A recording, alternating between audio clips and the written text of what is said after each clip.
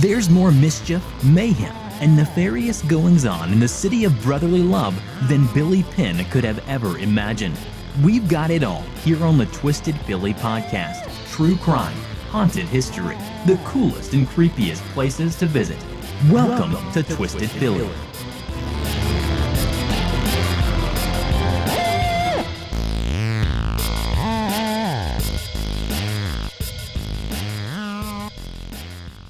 Hey Twisters, what up?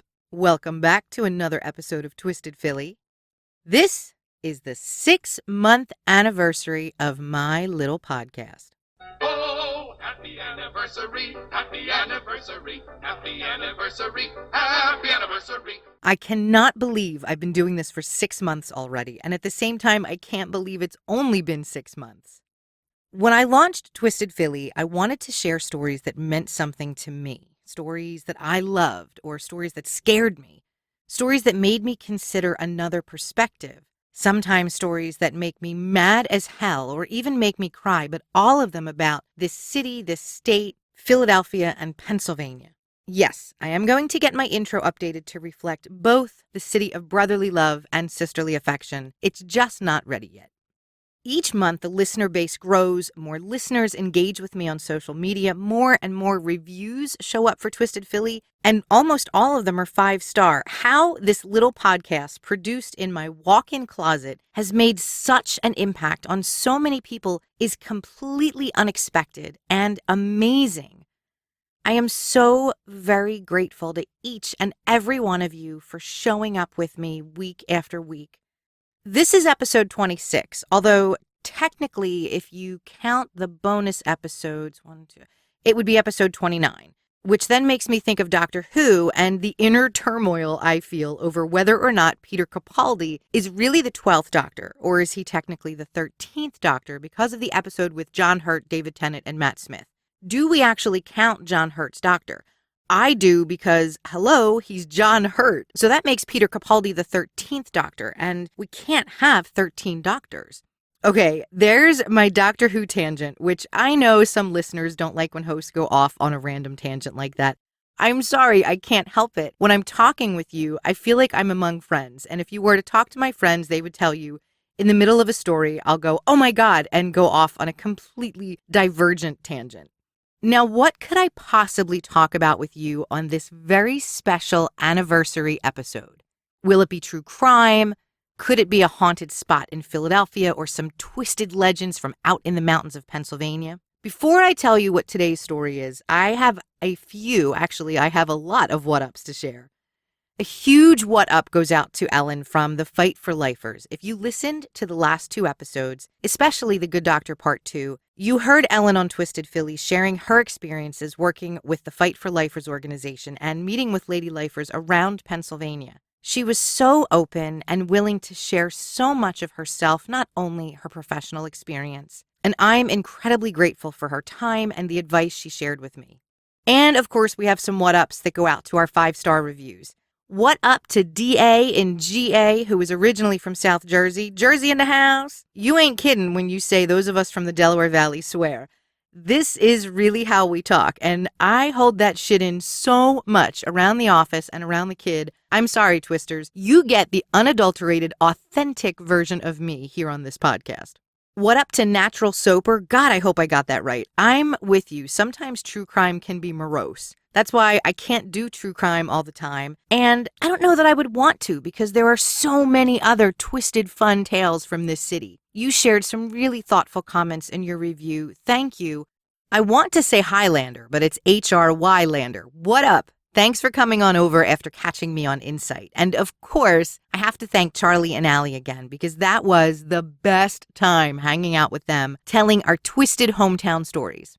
What up to S Godzilla80, who's been binge listening? That is so cool when people tell me they binge listen to Twisted Philly because I know how excited I get when I find a new show that I really love and I have to binge listen. So thinking about other people binge listening to me, that is totally awesome. Thank you. Last but not least, what up to Abby's mom first, who's listening down in the Baltimore, Annapolis area. I love that part of Maryland. Thanks for listening. Okay. That is all the what-ups for now. So I probably have about 2 years of Twisted Philly on the drawing board. I've got 2 years worth of story ideas. About half of those have a bullet or two, and then half of those have a preliminary outline, and then maybe a little less than half of those are in full research mode. So I had quite a bit of content from which to choose for this episode, number 26 or number 29, depending on how you count, but the 6-month anniversary of Twisted Philly. And for me, it was an obvious, although twisted choice. This is a tale listeners have been requesting since day one. It has a little bit of history. It has a lot of true crime. It has some seriously dark, twisted shit. And there's even some movie trivia in here too. I've got a little personal anecdote to share about this story that's twisted in its own right. It's a story I wanted to wait to tell until I had a number of episodes under my belt because I didn't want to start with a big boy out of the gate. That's kind of like blowing your wad. Yeah, that was a little gross. This, my friends, is the story of Gary motherfucking Heidnik. His middle name is actually Michael, not motherfucker, but that's what I call him. For those of you who listen, even though you don't like profanity, I should probably warn you, I could get a little more profane than usual in this episode, not because I want to be all like, ooh, I'm going to throw in some colorful language on purpose. It's not that, but I can't talk about this man without becoming aggressive. For me, the story of Gary Heidnik starts years after he committed his deviant, depraved, and seriously demented atrocities. So at that time, I was working at our local cable company, and there was a gentleman working in our office who was, I don't know, a marketing manager or something like that. He had a direct line, so any of his business associates could call his office directly. But there was this one guy who wouldn't use that number. He liked to call the main customer service number. Now, this was back in the day when the only channel you got besides the basic cable stations was HBO, and it wasn't even $5 back then. We had maybe 20 customer service representatives, and all of them were women. Well, there was this man, and he was a colleague of that marketing guy. And like I said, instead of calling our marketing guy directly, this guy always called the main number. And so, of course, we would ask, may we say whom is calling? And he would respond, Gary Heidnik. Occasionally, he'd say he was Ted Bundy, but most often, he would say he was Gary Heidnik. One day, I got so sick of that shit, I told him, I know who Gary Heidnik is. You are not Gary Heidnik, because Gary Heidnik is in jail. And I think the last place Gary would be calling is the local cable company. Here, I was expecting that would put an end to this guy's bullshit, but it didn't. But Gary Heidnik is raised not to fear the big city. I was raised to be smart about Philadelphia and to know where I am, especially when I'm visiting the city alone. To this day, when I'm walking the city alone at night, I walk like someone you don't want to mess with. Now, I have no idea if people actually perceive me that way, but so far that shit seems to be working out okay. I was 17 when Gary Heidnik was arrested, and every news station in Philadelphia was covering stories of his torture house, and torture doesn't even begin to describe it. For all the street smarts with which I was raised, after we learned about Gary, I was afraid to go into Philadelphia. It was as if Gary's story was larger than life, and it meant there had to be other Garys keeping women chained up in basements. There had to be other Garys waiting to snatch unsuspecting young women from the streets and bring them home for his despicable pleasures. Gary Heidnik's crimes happened right around the same time as Philly corpse collector Harrison Marty Graham, maybe a year before. But it was Gary who got all the press. Why? Well, probably because he was white and he was rich. You'd never have known it to look at him or to look at his home, which was called the House of Horrors. But this man had over $500,000 in investments by the time he was arrested. So by today's standards, if you measure it against the Consumer Price Index, we're talking like $1.2 million. And he lived and looked like a homeless guy. He looked like he was down on his luck. He was disheveled. His house was a mess. His clothes, he was a mess, but not exactly unattractive. Again, what the fuck is wrong with the world when some of our sickest individuals, especially sexual sadists, are decent-looking guys who look like they would show up with wildflowers on a first date, except for his cars. Gary had an old Rolls Royce, and it was a thing of beauty. It was your typical old-fashioned Rolls with the iconic hood ornament, and he also had a huge white Cadillac Coupe de Ville. Those cars were massive. So if you didn't see where he lived on Marshall Street in North Philly, and if you didn't get a good glimpse of his clothes, If you just saw him driving around Philly in the caddy, especially the ladies were like, who's that guy? Also, unlike Marty Graham, Gary was smart. Where Marty was severely learning disabled with an IQ of below 70, Gary would be considered highly gifted, if not even genius, on some IQ scales. He had an IQ of 148, but he didn't act like a genius because he dropped out of high school, he attended military school, he dropped out of there too. He joined the Army in the early 60s with visions of becoming a sergeant, but Gary didn't like the military either.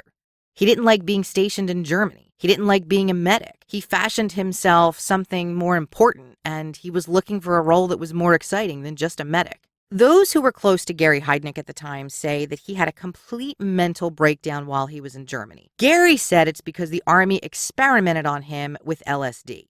Whether or not that's true, there is documented proof from the late 40s all the way up till the mid-70s during the Cold War that the Army tested psychochemical warfare at a place called Edgewood Arsenal in Maryland. And according to an article in the New Yorker magazine, in the 1960s, the Army Intelligence Office expanded the work that Arsenal was doing with LSD, and they started testing the drug as an enhanced interrogation technique in Europe and in Asia.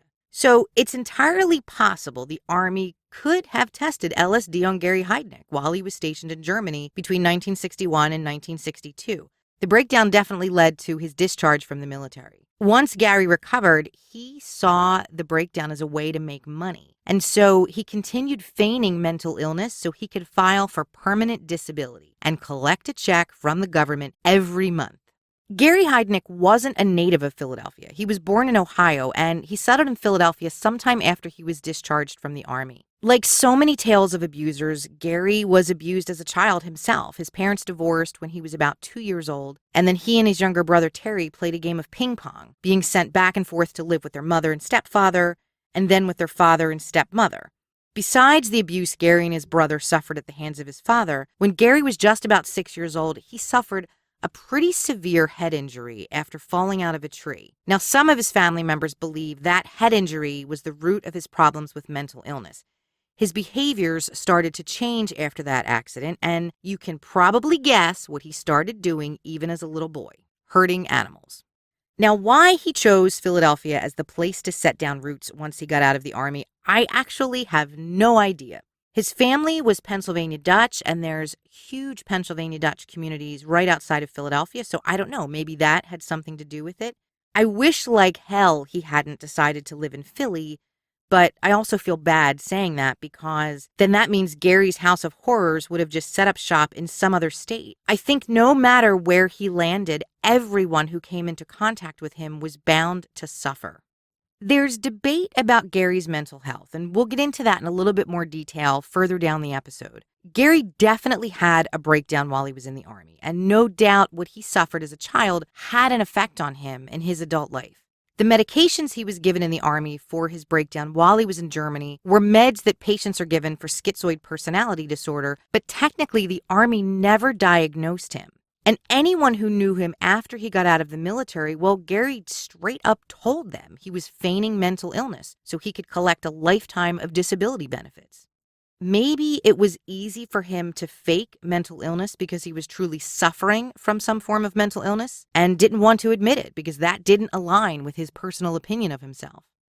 Something that spoke to both, I think, his sanity and possible insanity was the United Church of the Ministers of God. That was Gary's church, and no, I don't mean the church that he got in his car and drove to each Sunday morning. I mean the church he founded in his disgusting house, and he appointed himself the bishop.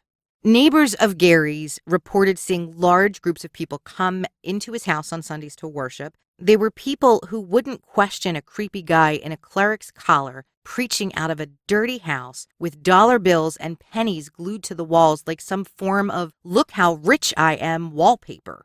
They were also people who could be easily persuaded to make donations, regardless of how little money they had to give. Gary prayed on the weak, and he prayed on his very own neighborhood. And we're not talking pray like P-R-A-Y, hallelujah, praise the Lord.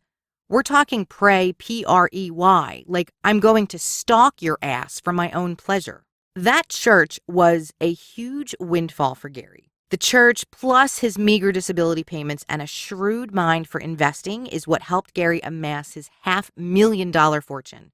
There's a copy of a letter Gary sent his stockbroker in 1983 that reads, "Dear Mr. Kirkpatrick, I would prefer you send church mail to the United Church of the Ministers of God, care of Bishop Gary M. Heidnik. I saw that Tasty Cake hit $11 yesterday, and I hope we got our 2,000 shares that I previously ordered. Thank you. Respectfully, Bishop Gary Heidnik." Yeah, he was buying stock in Tasty Cake, a Philadelphia company. To me, all of this points to a highly functioning mind, a methodical mind, a mind that could be calculating as fuck. Someone who planned and created elaborate schemes for his own gain. Whatever mental health issues he may have had, I don't think they outweighed his ability to function at an extremely high level. So there's some background on Gary. You know me, I have to dive into the history of everything. And so now we're going to fast forward to 1987. This is where shit gets dark, and I mean seriously dark. Normally, I don't go into as much detail as I'm going to share in this story, but there is almost no way to tell the story of Gary Heidnik's House of Horrors without giving you some detail. If abuse, kidnapping, anything like that is a trigger, this would be the time to step away and not finish the episode. And if you need to do that, I absolutely respect your decision, and I thank you for listening this far.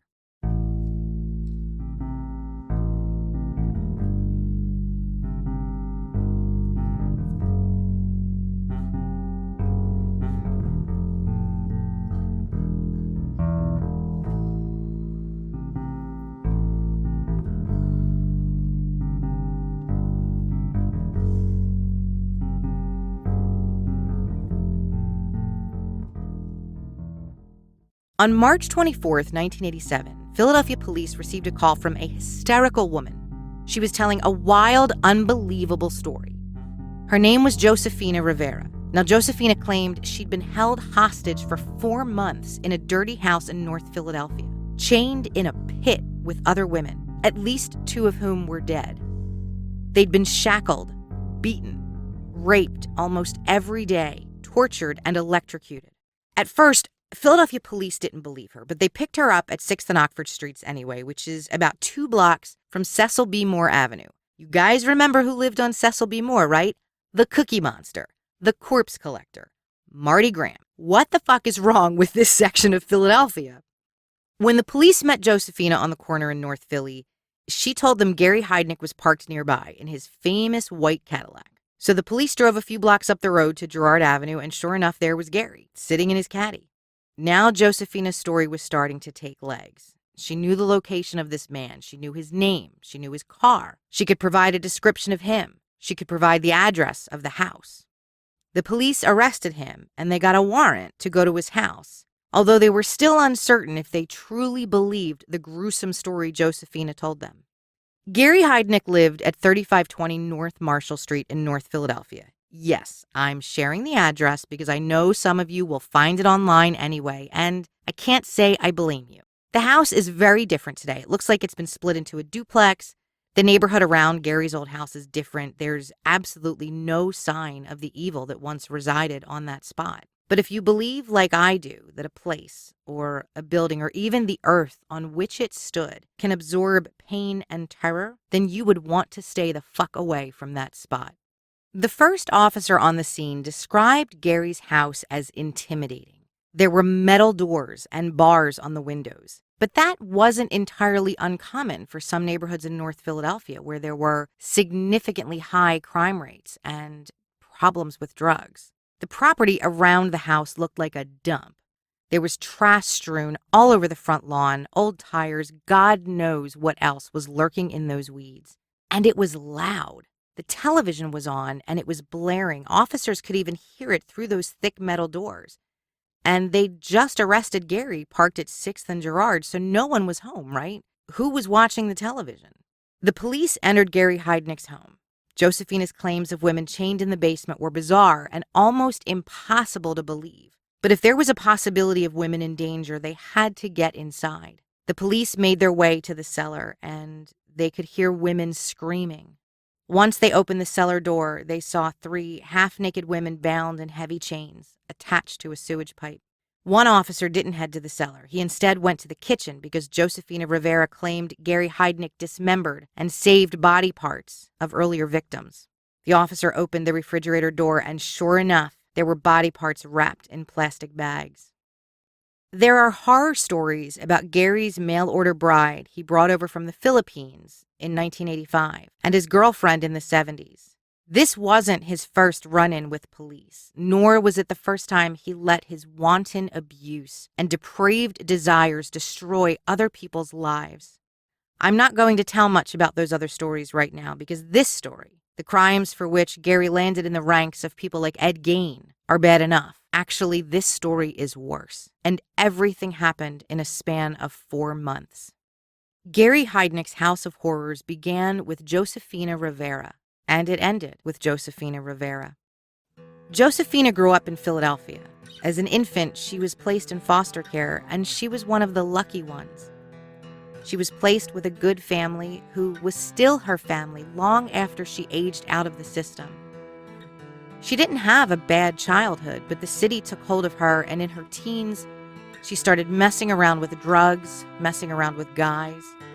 Before she knew it, she was a woman in her early 20s with a drug addiction that she supported through prostitution.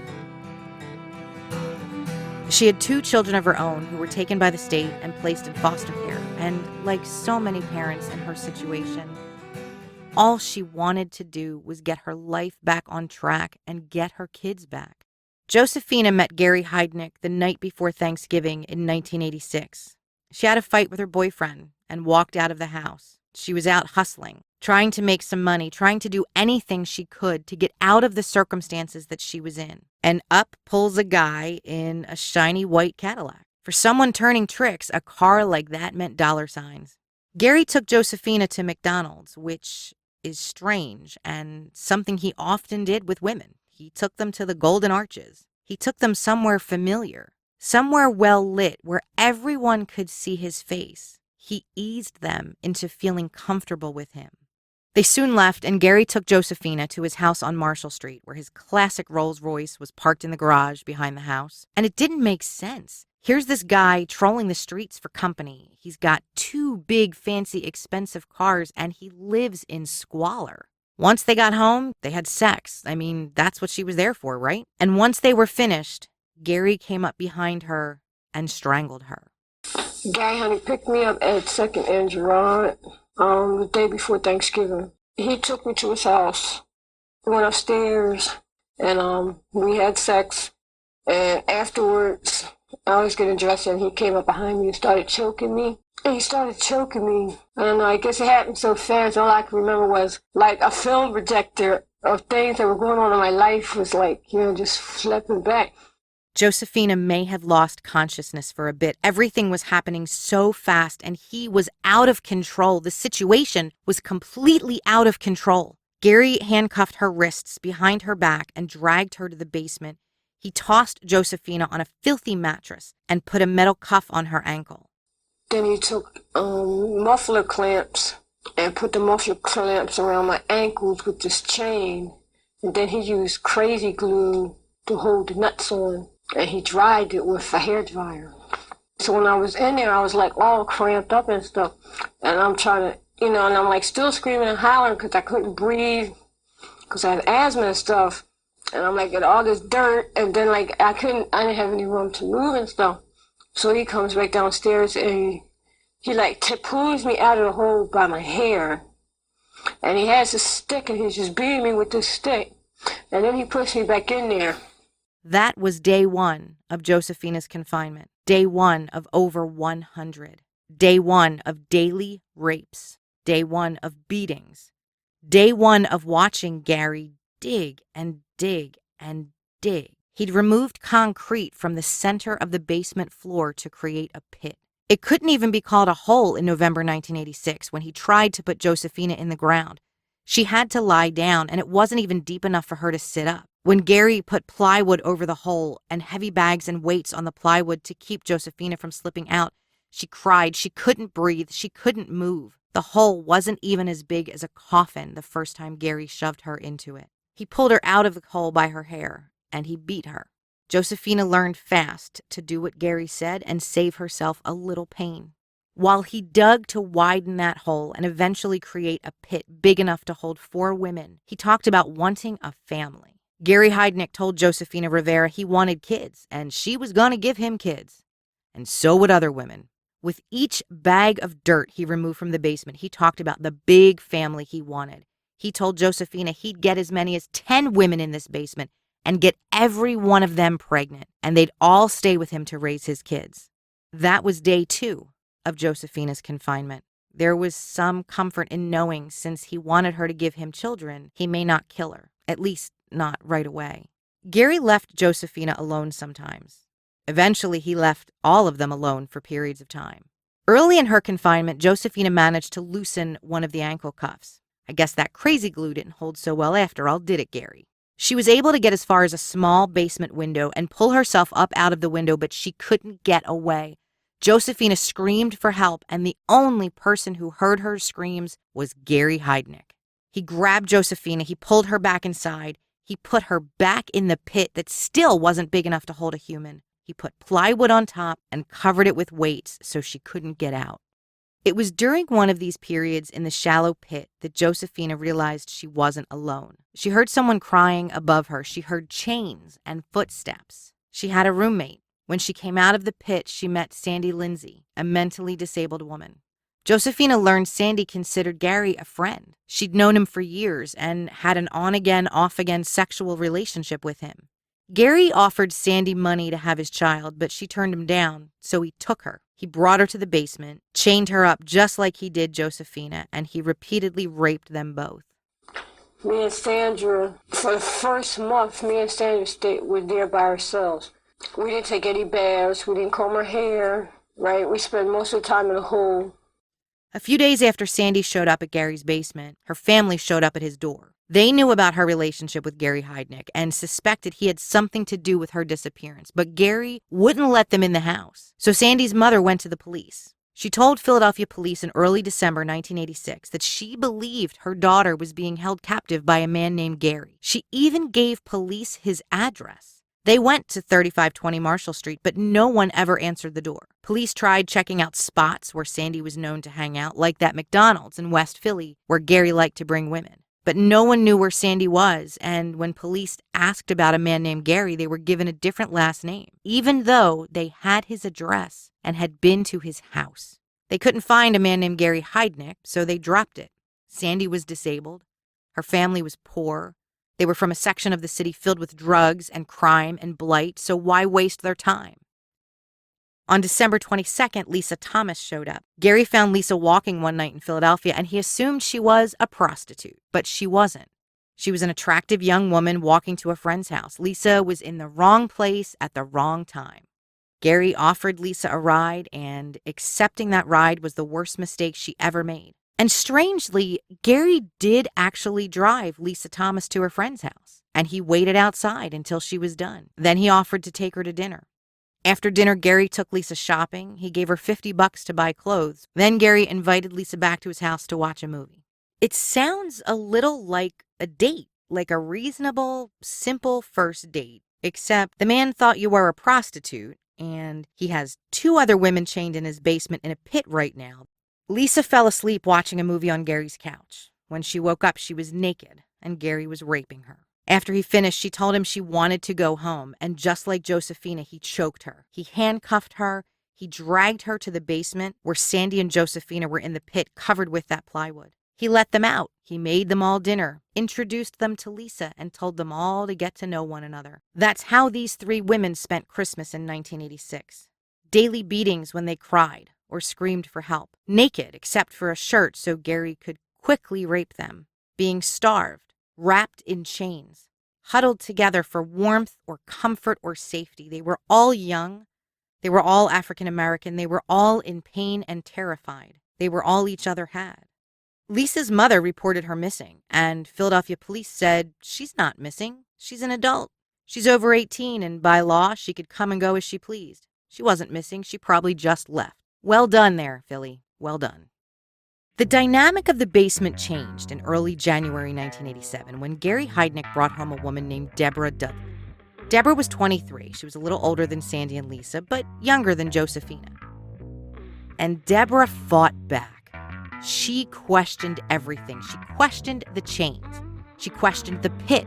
She questioned why these women were following Gary Heidnik's orders. Why weren't they fighting back? Deborah fought back, and boy, did she pay for it. She got beat so much more than the other women. And then Gary started to use Deborah as a way to turn the women against one another. When Deborah acted out, she didn't just get beat. They were all beaten. It sounds like something from the military, not the beatings themselves, but the concept to punish all for the infractions of one. When Gary had to leave them, he would put one of the women in charge, and she was given authority over the other women. So turning to each other for solace was really no longer an option. Gary Heidnik created an environment where turning on one another would put them in his good graces. Something happened in the hole. By this time right there, everybody had labels in a rank. All of a sudden now, first in charge, second in charge, third in charge. So he was running out of room in the hole to fit everybody. Since I was there first, it gave me seniority over everybody else. That he would leave me in the basement and put everybody else in the hole and at least to be in charge of everybody down in the hole, whatever. I cannot even imagine a situation like that. I can't imagine how you handle any of this. And this was their daily routine. Chains, beatings, time in the pit, beating one another, being raped by Gary Heidnik, being forced to have sex with one another. For Josephina, it had been almost 2 months. For Sandy and Lisa, it had been just weeks. And for Deborah, it was only days. Josephina began to see an opportunity. When she behaved, Gary put her in charge of the other women. He occasionally took her out of the house with him, and this added to the complex relationship between these women. It increased and heightened the sense of mistrust. Josephina was still getting raped and beaten and thrown in the pit. It's not like she was treated better very often, but sometimes, and there was a reason for her behavior. If Gary Heidnik took Josephina Rivera outside with him, maybe she could get away. Even though he had 4 prisoners, Gary wasn't done capturing women. On January 18th, Jacqueline Askins was added to the group. She was only 18 years old, and she was already a prostitute. She was beautiful and tiny. She was so small. In fact, the shackles he used on everyone else were too big for Jacqueline. They slipped off her ankles. He had to use handcuffs to chain her ankle to the septic pipe in the middle of the room. That night, he didn't just bring home another woman to help him build his massive family. He brought home Chinese food and champagne, which made no fucking sense. These women survived for days without food. Sometimes they would get sandwiches, sometimes they would get water and crackers, sometimes they would be given dog food, and other times nothing at all. But Gary wanted to celebrate. It was Josephina's birthday, and he suspected Sandy was pregnant. After months of raping these women, Gary was certain he'd fathered a child with someone, and Sandy seemed to be showing signs of pregnancy. You'd think that if Gary Heidnik believed one of the women was pregnant, he might have treated her a little better. I don't know, maybe spared her the beatings, but no. One day in February in 1987, Sandy was in the pit, and she tried to move the plywood cover to get out. Gary caught her. So he handcuffed her by one arm to a beam in the ceiling, and he let her hang there for days. She got sick. She had a fever, and she wouldn't eat. She couldn't eat. She had absolutely no strength hanging by one arm from the ceiling. After days of this treatment, Sandy lost consciousness, and Gary threw her back into the pit.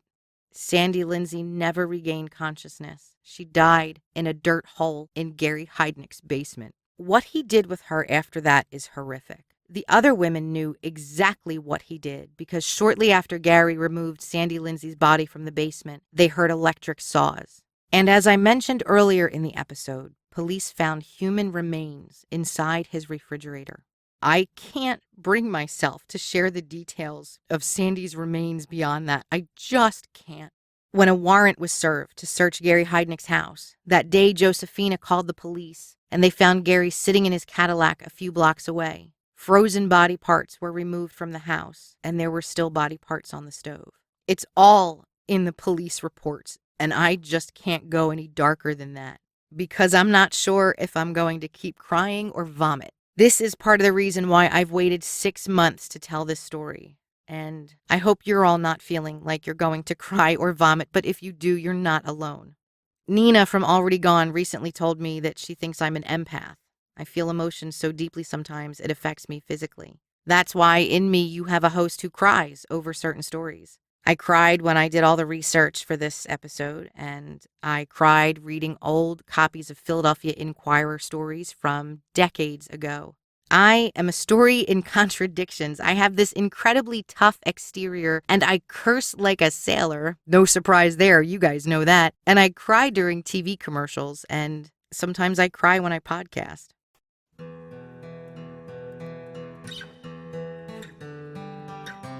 Sandy Lindsay was the first to die in Gary's house, but she wasn't the only one. Deborah Dudley, the woman who fought like hell every day she was in Gary's house, which wasn't as long as most of the other women, but even a day was a tour of duty in hell. Deborah Dudley died in Gary's house too. Gary just got sick and tired of her fights, of her cries for help, of her trying to fight back when he took her upstairs to rape her. There was a period of a few days shortly after Sandy's death where Deborah stopped fighting. Gary took her upstairs, and when she returned to the basement, she could barely speak. Of course, the other women, they wanted to know what happened. Nothing had really happened. Gary showed her something. He showed her what was in the refrigerator and what was on the stove, creating a nauseating stench that not only filled the house, but the neighborhood. And what she saw was enough to get Deborah to stop fighting, but only for a few days. She just couldn't give up. She would listen for Gary's footsteps so she'd know when he was coming and get ready to fight. Once Gary realized this, he stabbed the women in the ears with screwdrivers. He wanted to make it difficult for them to hear his comings and goings. Nothing was working. I was trying to find something that worked that would make them shut up to stop. So hollering, you and I had could progressive kind of infliction of pain on these women. I was trying to find something that would make them behave. But it was painful to them. I hope so. That's what I was trying to achieve, to make them behave. The survivors from Gary Heidnik's House of Horrors have hearing problems to this day because of what he did with a screwdriver. And as if the screwdrivers weren't bad enough, Gary Heidnik decided he needed something more serious than beatings to keep these women in line. He took an extension cord and he stripped one end of it and plugged the other end into the wall. Then he would touch the exposed end of the extension cord to the chains attached to Deborah's ankles. Deborah wasn't the only one to get Gary's homegrown version of electroshock therapy. Unfortunately, it was this sick, twisted torture that cost Deborah Dudley her life.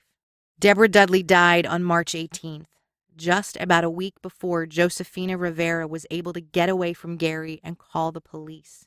Gary Heidnik had put Deborah Dudley, Lisa Thomas, and little Jacqueline Askins in the pit. Then he filled it with water. He put the plywood on top, but this time he drilled holes in it. He took the exposed end of the extension cord and slid it through one of the holes in the plywood. At first, it shocked all three women, and Gary just laughed. But when he did it a second time, the cord only touched Deborah's chain, and she took the entire voltage, which was made so much worse by the water in the pit. He used to fill the hole up with water and take electrical wire. He would take the wire while they're in the water and put it on their chains. And in the beginning, Deborah was hollering, and then she didn't holler anymore, and he thought something was wrong with the wire. I said, look down there in that hole and see what's wrong with that girl. I said, because she keeps saying Deborah dead, that she laying face down in the water. So he finally lifts up the board, and he says, yeah, she is laying face down in the water. And he's like, picks her up like by her hair, back of her head and something. He's like, yeah, he's right, she's dead. And now he's like, now all my troubles are over with. Now I can get back to having a peaceful basement.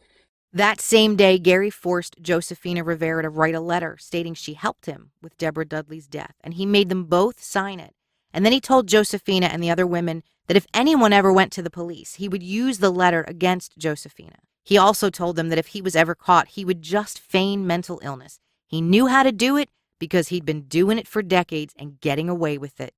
Again, this makes me question his sanity and the medical claims of schizoid personality disorder, the things he did to these women. He delighted in what he did. He got joy out of torturing these women. You'd think he have to be insane, enjoying watching them in pain and degrading them, and during every minute of it, he knew exactly what he was doing. There were no voices telling him to harm others. And there are true crime programs from the 90s that I've watched that talk about Gary Heidnik's mental state, and the jury is out on that subject. When you read the correspondence between Gary Heidnik and his stockbroker and all of the paperwork he had to complete to set up his own church and the tax documentation, he was smart, he was clear, he was instructive. He didn't start a church because God told him to, for Christ's sake. He started a church because it gave him an opportunity to take advantage of financial tax breaks while simultaneously preying on the African American community around him.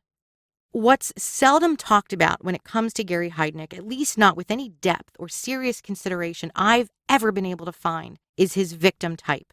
All of these women were young. In some cases, they were very, very young. They were attractive Black women who either were, or at least Gary thought they were, prostitutes. Some had emotional disabilities, some had intellectual disabilities. All of them were trying to survive in a depressed community. Some were desperate for money, others for comfort, others for drugs, anything to ease the pain of their personal circumstances. Gary Heidnik purposely set up shop in a community that was already struggling. He went after women he thought no one would miss, and at least 2 of them were missed. Sandy Lindsay and Lisa Thomas's families both went to the police. Sandy's mother even mentioned Gary by his first name and had an address. And in both cases, Philadelphia police did little to find them because they were thought to be throwaways. Young Black women from a community surrounded by drugs and crime. Oh, they must be prostitutes. They must be drug addicts. They must have just run away. Not all of them were, but would it have even made a difference? It shouldn't. Who cares if any of them were prostitutes or drug addicts? They were women. They were human beings, and they mattered. I know some listeners don't like when hosts editorialize, and I'm guessing those listeners don't listen to Twisted Philly because I editorialize the shit out of some episodes, like I'm doing right now. I can't be neutral when I tell a story because I believe neutrality breeds injustice. I want you to know where I stand on a case like this. This story isn't just about Gary Heidnik's torture dungeon. It's about whom he chose to torture and why, and what the community did or didn't do about it until it was too late. On March 22nd, Gary Heidnik and Josefina Rivera put Deborah Dudley's body in a van, and they dumped it in the New Jersey Pine Barrens. That's a stretch of highway on the way to the Jersey Shore points, and it's filled with pine trees. It's actually quite beautiful. It's so dense and thick. There are stories for decades of mobsters dumping bodies in the Pine Barrens. And it's a really odd terrain because as you drive this stretch of highway, whether it's the Garden State Parkway or the New Jersey Turnpike, you smell salt air from the ocean and you start to see some swampy areas, and you're surrounded by pine trees. Once Deborah was gone, Gary needed another woman to replace her. Remember, he wanted 10. He'd had 5 with Josefina, Sandy, Lisa, Jacqueline, and Deborah. And just a day after disposing of Deborah Dudley's body, Gary picked up a 6th woman he found on the streets of Philadelphia, a young woman named Agnes. And just like everyone who came before her, Agnes was raped, stripped, and chained in the basement. Gary was frantic at this point. His behavior was becoming even more erratic than before, and 6 women weren't enough. He was frenetically searching for the next woman to complete his twisted harem. By this point, Josefina felt she had completely gained Gary Heidnik's trust. She spent more and more time in the upper floors of Gary's house and less time in the pit, more time outside with him when he ran errands. So she asked him if she could help him find the next victim. She asked Gary to let her visit her family. She'd been gone for 4 months, and she promised Gary there was someone in her family she could bring back to replace Sandy. Gary relented, and he said okay. He dropped her off at her house, and he parked a few blocks away, where she agreed to meet him a little later that night with another woman. Her boyfriend was still living there. The boyfriend she fought with on November 26th, the day before Thanksgiving, In 1986, when she left the house because she was mad and she thought she could turn a few tricks, make some money, maybe buy a Thanksgiving dinner for her family. Her boyfriend opened the door and he was shocked to see Josephina, and when she told him where she'd been and what she'd gone through, he thought she was nuts. He thought she must have been living on the streets for months, doing drugs, and gone completely crazy. So Josephina ran to a payphone nearby and called the police. I really didn't realize how much Gary Heidnik actually liked me and how much I was getting through to him until the last few days. I knew I was going to get out of there one way or another. I mean, that was like my ultimate goal, was to make sure that I got out safely and he couldn't get to me and he couldn't get back to the other girls and get rid of them, you know. I'm going to skip most of the detail about Gary Heidnik's trial. There's not a lot to tell there anyway. Experts tried to say he was incompetent to stand trial, but there was so much about his life and his crimes, so much testimony, not only from victims, but from friends whom Gary Heidnik told he was milking the system, merely pretending to be crazy so he could collect those disability checks. No one really believed he was incompetent. The judge in Gary's trial is a name that should also be familiar to all of you by now, Lynn Abraham. She got the case of Lois Carson wrong, but she got Gary's case right. On July 1st, 1988, Gary Michael Heidnik was convicted of 2 counts of murder of the first degree, 6 counts of kidnapping, 5 counts of rape, 4 counts of aggravated assault, and 2 counts of involuntary deviant sexual intercourse. After the guilty verdict on 2 counts of murder for Sandy Lindsay and Deborah Dudley, Gary was sentenced to death for each conviction. Initially, his attorney, who was a pretty flashy fellow named Chuck Peruto, Chuck was known for taking on sensational cases. He filed motions to overturn the death sentences, but they were denied. So Chuck filed appeals, and then Gary Heidnik decided he didn't want to appeal the verdict, nor did he want to appeal his death sentence. What he did want was for the court to carry out his sentence as expeditiously as possible, but he didn't get what he wanted. He sat on death row until July 6, 1999, 11 years after he was convicted, 12 years after he repeatedly tortured, beat, and raped Josephina Rivera, Sandy Lindsay, Lisa Thomas, Jacqueline Askins, Deborah Dudley, and Agnes Adams. 12 years after he murdered Sandy Lindsay and Deborah Dudley. And part of those delays were due to his 21-year-old daughter, Maxine White. Maxine was the product of a short, violent relationship he'd had over 20 years ago with an old girlfriend. She was able to block Gary Heidnik's execution for 2 years under the premise that he was mentally unstable and unable to participate in his own defense, unable to fully understand what a death sentence meant. But eventually, even the Supreme Court, which she petitioned on the day of his execution, wouldn't lift a finger to stop Pennsylvania's decision to execute Gary Heidnik. Gary is infamous for so many reasons. One of them is that he was the last person put to death in the state of Pennsylvania. Sometimes I don't quite know how I feel about the death penalty. I've often said I think I have to consider each case as unique and individual. Look at the circumstances of the crimes. Look at what happened to the victims and what did it do to society. But I know exactly how I feel about this case. Death was too good for Gary Heidnik. During the trial, the defense attorney tried to rip Josephina Rivera apart, and some of the media did that too. They called her an accomplice. They called her his wife. They talked about Stockholm Syndrome. But she was a victim just like the other women, and if she hadn't earned Gary's trust the way she did and waited for an opportunity to get away and get help, Lisa, Jacqueline, and Agnes may have also died at Gary's hands, and other women may have that he had yet to capture. 3 weeks before Josephina got away from Gary, 3 weeks before Philadelphia police raided his house with a warrant and found 3 women chained in his basement, 3 weeks before the city of Philadelphia found out about Heidnik's house of horrors, 23-year-old Francina Waddell met Gary Heidnik. She fit some of his profile. She was a young, attractive African-American woman. She was slender, but she wasn't suffering from a disability or a drug habit, nor was she a prostitute. Gary, of course, started his conversation asking her to sleep with him, and she was offended and gave him the brush off. But Gary apologized. He persisted. He invited her to come back to his house to watch a movie. He had that big, flashy white Cadillac Coupe de Ville, and she said yes.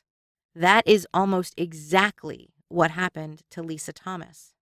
Francina went with Gary to his home on Marshall Street, and she managed to get out of his house in about a half an hour. The money taped to the walls of his home gave her the creeps. He asked to show her his Rolls Royce, but she didn't want to go into the garage. He invited her up to his bedroom to show her a photograph, and instead, before she even got in the room, she saw handcuffs. So she called her mother, she gave her mother the address of where she was, and she left. Francina had no idea how close she came to being number 7, but a few weeks later she found out. And there was also an inquest into how the Philadelphia police handled this case because there were so many opportunities and reasons to suspect Gary Heidnik of nefarious, fucked up shit. While I focused primarily on the women he abducted between November 1986 and March 1987, I mentioned his mail order bride. Gary had a wife. She was a diminutive woman he brought over from the Philippines named Betty. Betty was also a virgin, which was one of Gary's primary requests when he solicited a marriage company to find him an international bride. The first week of marriage seemed to go okay, although the living arrangements were odd, as there was a mentally ill young African-American woman in the bedroom when Gary first brought Betty home. He told Betty the woman was a tenant who would soon be leaving, but it turned out more women were coming to stay. Gary would have sex with multiple women and force Betty to watch, and sometimes force Betty to have sex with them. He beat her, he raped her. She left Gary in early 1986, and he was charged with spousal rape, indecent sexual assault, but the case was dropped because Betty Heidnik never showed up for the preliminary hearing. And then there were the years Gary Heidnik spent in prison in the late 70s and early 80s. In 1978, Gary was dating a woman named Anjanette. Anjanette was learning disabled, and her sister was in a mental hospital, places Gary himself spent some time in the 70s. Gary and Anjanette signed her sister out one day for a day trip, and she didn't return to the hospital because Gary locked her in his apartment, raped her, sexually assaulted her in other ways that I am not even going to begin to describe. He didn't feed her, he beat her, and he gave her a venereal disease. Gary Heidnik was charged with kidnapping, rape, unlawful restraint, false imprisonment, involuntary deviant sexual intercourse. Are you picking up the theme here? Because these are all the same charges that he got hit with in 1987. Oh, except in 87, he also got hit with 2 counts of first-degree murder. He pled not guilty. Get the fuck out of here with that bullshit. Prior to his trial, he was evaluated by mental health professionals who found him to be manipulative and have psychosexual issues, but still quite competent. Gary was sentenced to between 3 to 7 years in prison for this barrage of crimes in 1978, but his sentence was overturned on appeal. By that time, he'd already served 3 years in a mental institution, and he never spoke to anyone. He preferred to communicate via notes, just to be an ass pain. Gary Heidnik had a history of violent sexual abuse of women, mostly towards African-American women. In fact, all except his wife were African-American, and many of them were either mentally or emotionally disabled or both. He had a history of imprisoning women against their will. He had this bizarre obsession with getting women pregnant and spreading his seed. Women were often seen going into Gary's house and never leaving. And then there was the smell. His neighbors called police, the smell was so bad. And this was in winter. This was not the summer of '89 when corpse collector Marty Graham was trying to hide the stench of decaying bodies in the Philly heat and humidity. This was February, just about a month before everything blew up in Gary's face. It would not have been in time to save Sandy Lindsay because the stench was sandy. It was sandy in the oven and on the stove.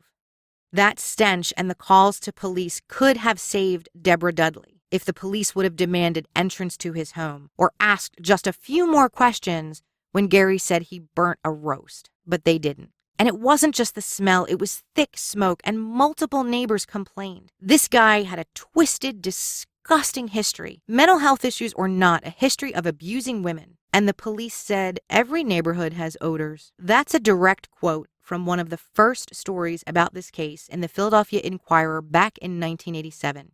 The East Detective's Office said as far as they knew, Gary Heidnik had never come to their attention before Josephine Rivera called them, describing the 4 months of hell she survived. That's interesting because when Gary was charged with spousal rape in 1986, he was living on Marshall Street. He was living in that same house. It would have been the same precinct that dealt with that case. Josefina Rivera was interviewed by The Mirror in 2014, almost 30 years after her ordeal. In that interview, she was quoted as saying, "I'll pass by a hole where some workmen are digging up the road, and I won't think anything of it at the time, but then at night I'll get an overwhelming sense of panic because it's triggered an association. Or I could spot something as innocent as a screwdriver or a chain. These things are just ordinary, everyday objects to most people. But for me, they're enough to set off a depressive episode that lasts months." When Josefina Rivera left Gary Heidnik's basement, she was 26. She said her time in the cellar changed her forever. Recovery was a long, uphill battle for Josefina. She returned to drugs for a period of time. She lost custody of her children. Finally, in 2010, she got the right therapy, and she'd been off drugs for a number of years. She was even able to reunite with her 2 youngest children who'd been given up for adoption. Ricky and Zornay, I put up for adoption right after the Heidnik thing happened. At the time, the foster parents and Zornay and Ricky were very close, and they were in a loving home. I personally, mentally or physically, wasn't mentally capable of taking care of them. So my decision for them to allow them to adopt them was a good thing.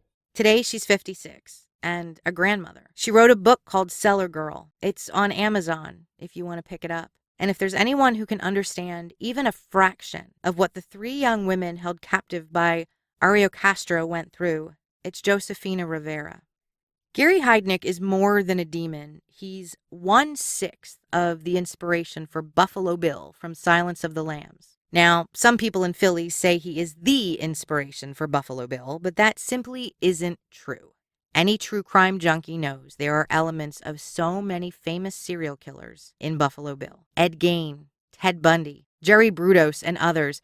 But that hole in the ground, that was all Heidnik. In 1988, a Philadelphia band called the Serial Killers released a limited edition single that was called Heidnik's House of Horrors. With each hand-numbered single, the lucky buyer received a bag of dirt with a certificate of authenticity claiming the dirt came from Gary's Marshall Street home in North Philly. There's another band called Church of Misery that released a song, Brother Bishop, all about Gary Heidnik in 2013. There are bands in both Jersey and Philly who take their names from this sick, twisted fuck. One of the bands is just called Heidnik. The other calls themselves Heidnik Stew. But only the Serial Killers from Philly sold bags of dirt from Gary's house with their album in 1988. I would love to meet the notary who authenticated the certificates that came with those bags. And this, Twisters, is the end of our tale.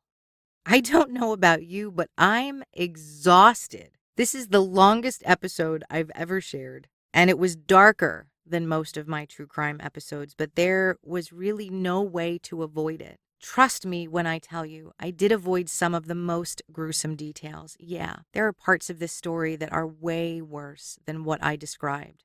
Like the women murdered by corpse collector Harrison Marty Graham, like Philly's unknown children who were abandoned in a bag and a trunk, little Jarrell Willis and Aaliyah Davis. The women Gary Heidnik captured, the 2 women he murdered, were almost forgotten. Gary's crimes inspired a movie Villain, not a documentary about the disparity between attention and effort for victims of color, victims with mental illness. Philadelphia has definitely gotten better about this. Truly, they have.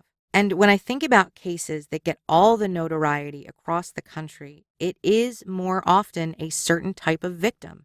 And I think that is what contributed to the city's inactivity when family members of 2 of Gary's victims went to the police. Yeah, I know I'm 5th period quarterbacking. We can't change what happened to Sandy Lindsay or Deborah Dudley or any of the survivors. We can only try to change the future.